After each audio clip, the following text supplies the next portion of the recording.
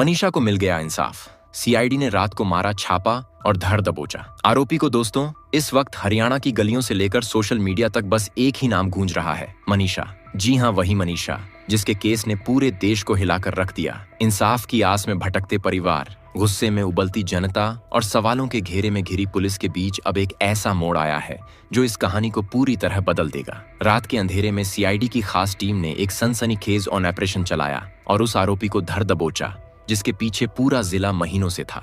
गांव की फिजाओं में राहत की सांस तो चली, लेकिन सवाल अब भी बाकी हैं।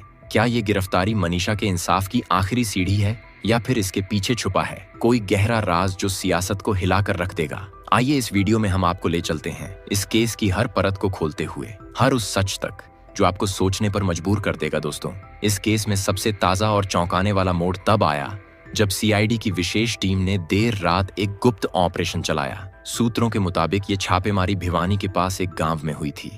रात के सन्नाटे को चीरते हुए सीआईडी की टीम ने उस आरोपी को पकड़ लिया जिसे पकड़ने के लिए महीनों से पुलिस और जांच एजेंसियां जूझ रही थीं। जैसे ही ये खबर फैली, पूरे जिले में हड़कंप मच गया। गांव में जहां पहले गुस्सा और मायूसी थी, वहां अब लोग एक दूसरे को बधाई दे रहे हैं, मानो कोई त्योहार आ गया हो। बच्चे, बूढ़े, जवान, हर कोई यही कह रहा है कि आखिर इंसाफ की जीत हुई। सूत्रों का कहना है कि आरोपी ने शुरुआती पूछताछ में कई बड़े खुलासे किए। उसने बताया कि इस मामले के पीछे सिर्फ निजी रंजिश नहीं थी, बल्कि कुछ ऐसे लोग भी शामिल थे जिनके नाम सामने आने पर सियासी तूफान मच सकता है। सीआईडी अब इन नामों की तह तक जाने के लिए दिन रात पूछताछ कर रही है। खबर ये भी है कि पूछताछ के दौरान आरोपी भावुक हो गया और उसने अपने गुनाह कबूल कर लिए। हालांकि सीआईडी ने अभी तक कोई आधिकारिक बयान नहीं दिया। सूत्रों का दावा है कि जल्द ही इस केस की परतें खुलेंगी और सच सामने आएगा। लेकिन सवाल ये भी उठ रहा है कि जब ये केस सीबीआई के पास था तो सीआईडी ने ये कार्रवाई कैसे की?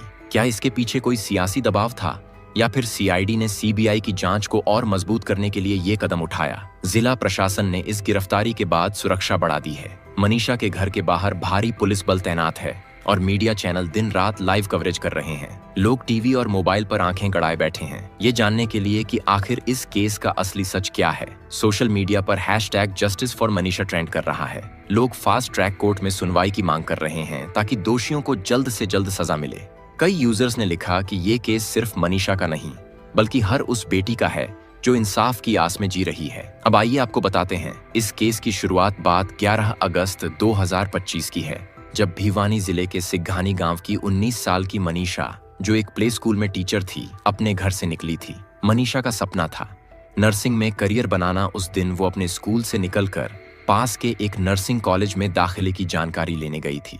लेकिन उस दिन मनीषा घर वापस नहीं लौटी। उसका फोन बंद हो गया। परिजनों ने पहले सोचा कि शायद वो कहीं रुक गई होगी, लेकिन जब घंटे बीत गए और मनीषा का कोई अता पता नहीं चला तो परिवार की बेचैनी बढ़ने लगी। मनीषा के पिता संजय ने तुरंत पुलिस को संपर्क किया, लेकिन उनकी शिकायत को गंभीरता से नहीं लिया गया। पुलिस ने कहा कि शायद मनीषा कहीं चली गई होगी और जल्द लौट आएगी। लेकिन 13 अगस्त को एक खेत में मनीषा की बॉडी मिली। ये खबर जंगल की आग की तरह फैल गई और पूरे इलाके में सनसनी मच गई। पुलिस ने शुरू में दावा किया कि मनीषा ने खुद अपनी जिंदगी खत्म कर ली थी। उनके मुताबिक मनीषा के पास एक बैग मिला जिसमें एक नोट था, उनकी आधार कार्ड और कुछ दस्तावेज थे। पुलिस ने यह भी कहा कि मनीषा ने पास की एक दुकान से कीटनाशक खरीदा था और उनके शरीर में उसी कीटनाशक के निशान मिले। भिवानी के पुलिस अधीक्षक सुमित कुमार ने मीडिया को बताया कि पोस्टमार्टम में कोई यौन उत्पीड़न के सबूत नहीं मिले और सारी बातें आत्मदाह की ओर इशारा कर रही थीं। लेकिन मनीषा के परिवार ने इस थ्योरी को सिरे से खारिज कर दिया। मनीषा के पिता संजय ने कहा, मेरी बेटी कभी ऐसा कदम नहीं उठा सकती। वो जिंदगी से भरी हुई थी, उसका सपना था नर्स बनना। परिवार ने पुलिस पर लापरवाही का आरोप लगाया और कहा कि पुलिस ने उनकी गुमशुदगी की शिकायत को समय पर दर्ज नहीं किया। मनीषा के केस ने पूरे हरियाणा में आग की तरह गुस्सा फैलाया। सिघानी गांव से लेकर भिवानी, चरखी, दादरी, जींद और हिसार तक लोग सड़कों पर उतर आए। छात्रों, किसानों और सामाजिक संगठनों ने मिलकर दिल्ली पिलानी हाईवे को जाम कर दिया। धिगावा मंडी में एक महापंचायत हुई जिसमें हजारों लोग शामिल हुए। सबकी एक ही मांग थी, मनीषा को इंसाफ दो। प्रदर्शनकारियों ने नारे लगाए, कैंडल मार्च निकाले और प्रशासन पर सवाल उठाए। बाजार बंद रहे, सड़कें जाम रहीं और माहौल इतना तनावपूर्ण हो गया कि हरियाणा सरकार को भिवानी और चरखी दादरी में 48 घंटे के लिए मोबाइल इंटरनेट और एसएमएस सेवाएं बंद करनी पड़ी। 21 अगस्त को ये पाबंदी और 24 घंटे के लिए बढ़ाई गई। परिजनों ने मनीषा के अंतिम संस्कार से इनकार कर दिया और कहा कि जब तक दोषी पकड़े नहीं जाएंगे वो शव को स्वीकार नहीं करेंगे। मनीषा के दादा ने पंचायत में ऐलान किया कि गांव का धरना तब तक जारी रहेगा जब तक इंसाफ नहीं मिलता। इस बीच विपक्षी दलों ने भी इस मुद्दे को जोर शोर से उठाया। कांग्रेस नेता भूपेंद्र सिंह हुड्डा और दीपेंद्र सिंह हुड्डा ने सरकार पर कानून व्यवस्था की स्थिति को लेकर निशाना साधा। उन्होंने कहा कि ये मामला हरियाणा में महिलाओं की सुरक्षा के लिए एक बड़ा सवाल खड़ा करता है। लोगों के गुस्से और दबाव को देखते हुए हरियाणा के मुख्यमंत्री नायब सिंह सैनी ने 19 अगस्त 2025 को ऐलान किया कि मनीषा के केस की जांच सीबीआई को सौंपी जाएगी। उन्होंने कहा, हमारी बेटी मनीषा और उनके परिवार को इंसाफ दिलाने के लिए सरकार और पुलिस पूरी गंभीरता से काम कर रही है। मैं खुद इस मामले की हर अपडेट ले रहा हूँ। परिवार की मांग पर मनीषा का तीसरा पोस्टमार्टम दिल्ली के एम्स में हुआ, क्योंकि पहले 2 पोस्टमार्टम भिवानी और रोहतक पीजीआईएमएस में के नतीजों पर परिवार को भरोसा नहीं था। 21 अगस्त को मनीषा का अंतिम संस्कार उनके गांव ढाणी लक्ष्मण में हुआ, जिसमें हजारों लोग शामिल हुए।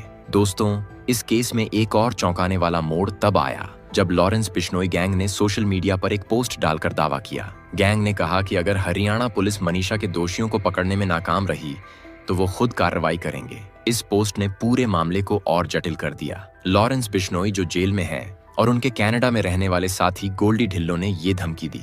हालांकि पुलिस ने इसे गंभीरता से नहीं लिया, लेकिन इसने जनता का ध्यान और खींचा। हालांकि मनीषा के परिवार ने सीआईडी की गिरफ्तारी को इंसाफ की दिशा में पहला कदम बताया। मनीषा की मां ने मीडिया से कहा, अब मेरी बेटी की आत्मा को शांति मिलेगी, बशर्ते दोषियों को सख्त सजा दी जाए। मनीषा के पिता संजय ने भी कहा कि वो तब तक चैन से नहीं बैठेंगे जब तक सभी दोषी सलाखों के पीछे नहीं होंगे। गांव में लोग एक दूसरे को बधाई दे रहे हैं, मानो कोई त्योहार हो। बच्चे, बूढ़े, जवान, हर कोई यही कह रहा है कि आखिर इंसाफ की जीत हुई। सोशल मीडिया पर #Justice for Manisha ट्रेंड कर रहा है। लोग फास्ट ट्रैक कोर्ट में सुनवाई की मांग कर रहे हैं ताकि दोषियों को जल्द से जल्द सजा मिले। कई यूजर्स ने लिखा कि मनीषा का केस हरियाणा ही नहीं, पूरे देश की अंतरात्मा को झकझोर गया है। कुछ ने सरकार पर सवाल उठाए कि आखिर इतने दिन क्यों लगे।